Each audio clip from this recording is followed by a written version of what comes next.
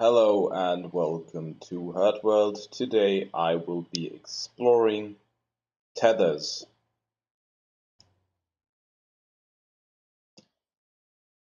Tethers have been added in the patch version 0.7.1.0, and if you would like to find out about the other things added in 0.7.1.0, I can only recommend the video from JEster, which I'll be putting in the video description.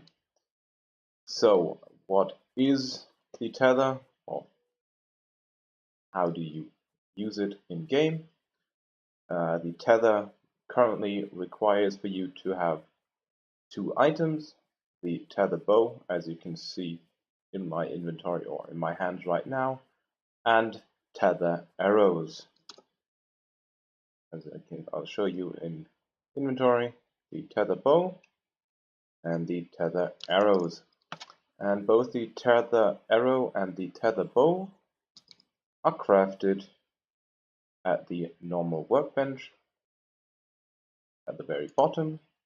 The tether bow requires 10 animal tendon, 20 tree bark, and 10 shaped iron. The tether arrow requires 1 shaped iron, 1 animal tendon, and 1 amber.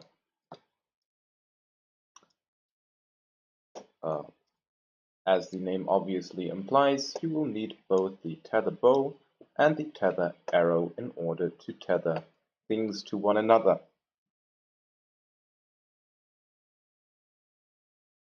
However, since this might be quite problematic for players, they've made it so that the bow only shoots quite slowly, or the arrow shoots quite slowly, and not exactly far. I can show you that right now.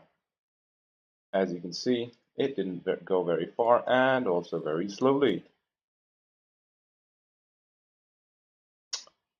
Currently, the only thing that I know of that can be tethered is either players or vehicles, so not animals or other things.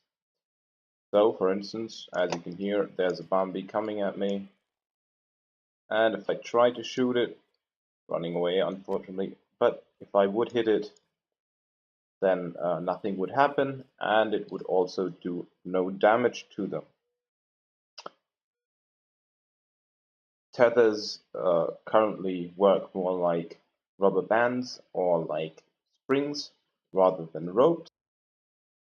To demonstrate this, if an arrow is shot at a tetherable object like a player or a vehicle, a tether will attach to it, and the player, the tether will always attach to the same point, so it doesn't matter where you shoot. If it was a player instead of a vehicle, that player would enter the prone position like when falling out of a vehicle. As you can see, if I look at tether and press E, I can cut it, or if I switch to a different weapon or a different slot, it will also cut the tether.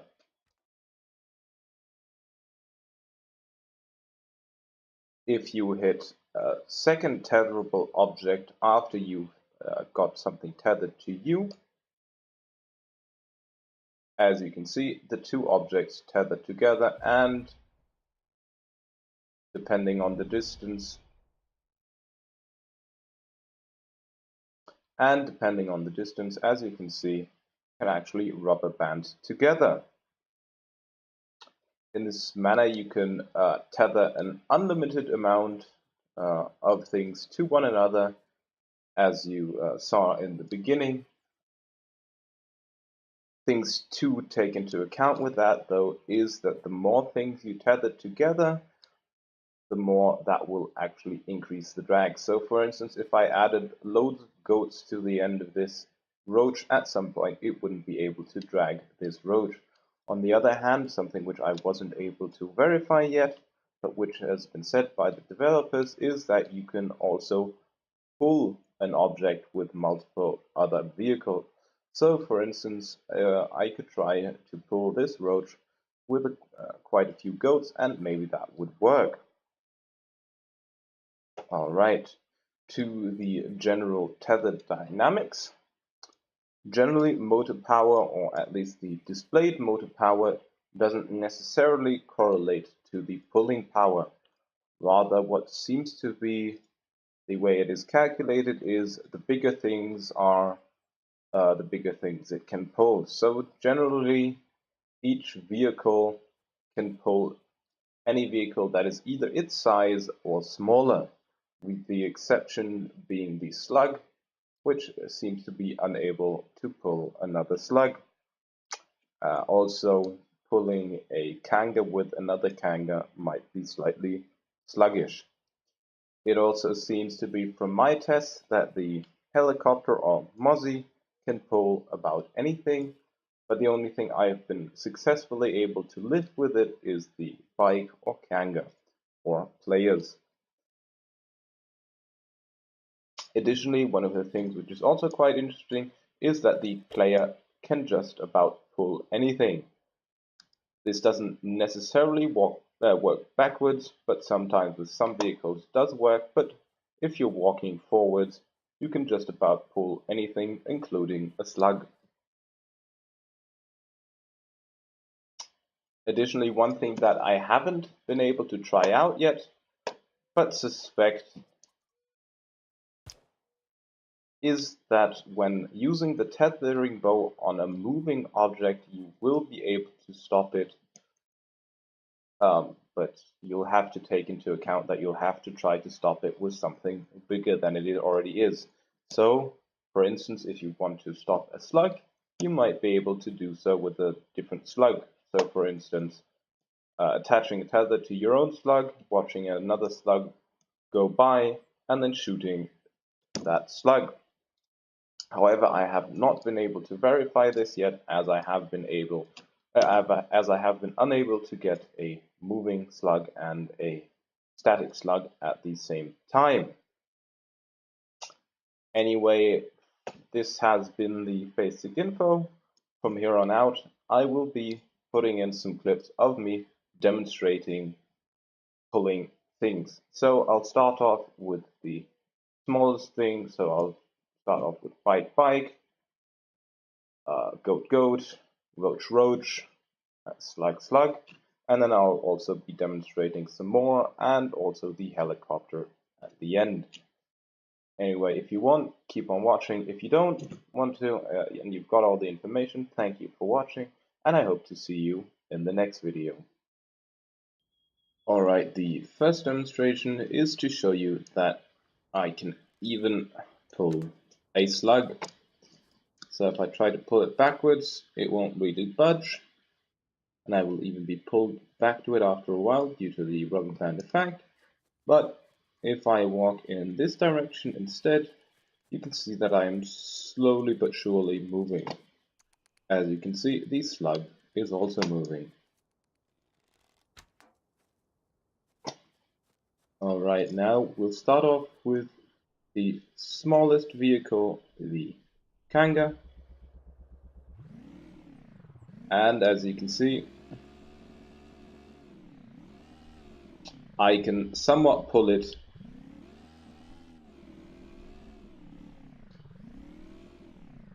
even though only quite slowly at some times, and as you can see, I am also doing a wheelie.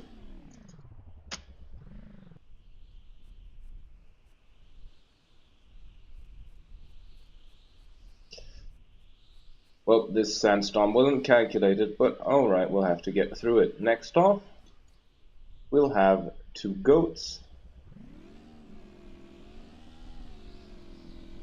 And as you can see, the goat can also pull another goat.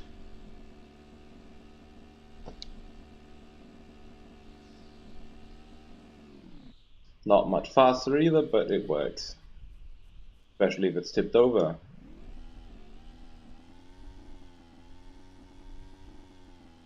As you can see, the roach is much better at pulling the other roach.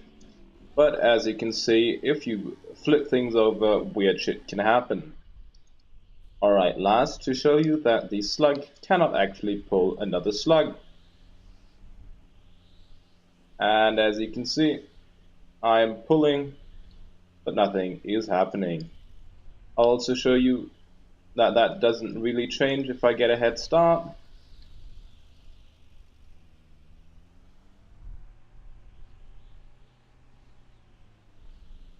As you can see, all that happens is that I am pulled back to the vehicle, and that is also one of the reasons why I suspect that if you use a tether boat to stop vehicles, the best vehicle to do so will be the Slug. Alright, and then just to show you that you can't actually pull bigger vehicles with smaller vehicles, I will attach a tether to the goat and to the roach, assuming I can hit it. Alright. And as you can see, I am unable to pull it.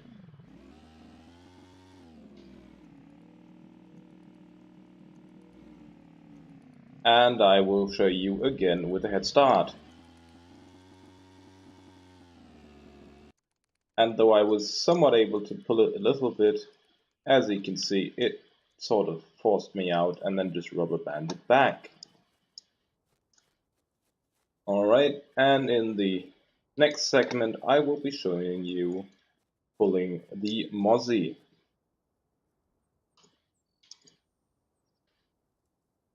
Alright, and first of all, I'll show you that the player can pull while running forward. As you can see, it has moved. Tying the whole thing to a kanga.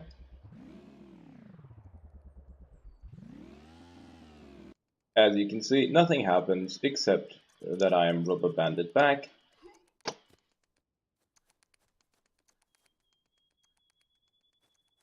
Alright, let's cut the cord and try the whole thing with the goat. And as you can see, nothing happens there either. Trying the whole thing with the roach will work better. As you can see, I've attached it to the roach. I'm now entering the roach. And as you can see, I am indeed moving the helicopter. But you have to be slightly careful with it, as it might tip over. But as you can see, this might actually be a good way of getting your helicopter into a garage, or of helping unstuck any stuck vehicles. And of course, as you probably no doubt know, if you can do it with a roach, you can also do it with a slug, but I will demonstrate this quickly. And as you can see, I can easily pull the helicopter, even easier than the roach. Alright, and onwards to the last segment, where I'll be trying to pull things or fly things with the Mozzie. Alright, I have now attached it to the helicopter.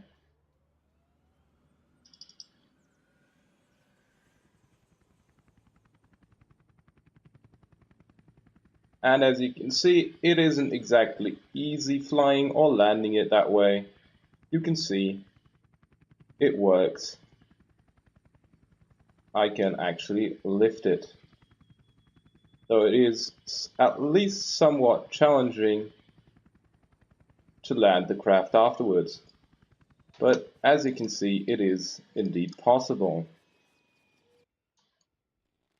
Alright, let's try the same thing with the goat. And as you will see, it isn't exactly as easy.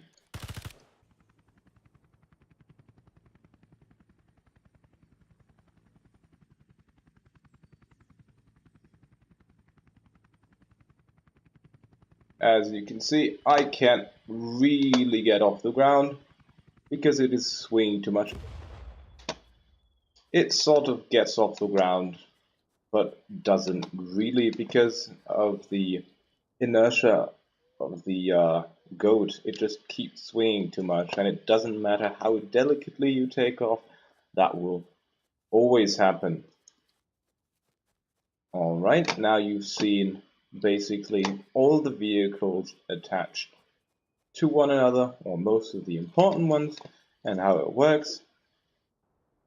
If you have any questions about the tethering system or have any creative ideas on things that you would like to see, do post it in the comments, and as always, I'll answer them as quickly as I can. Anyway, I hope you've enjoyed this rather long video, and I hope to see you in the next video. Bye bye.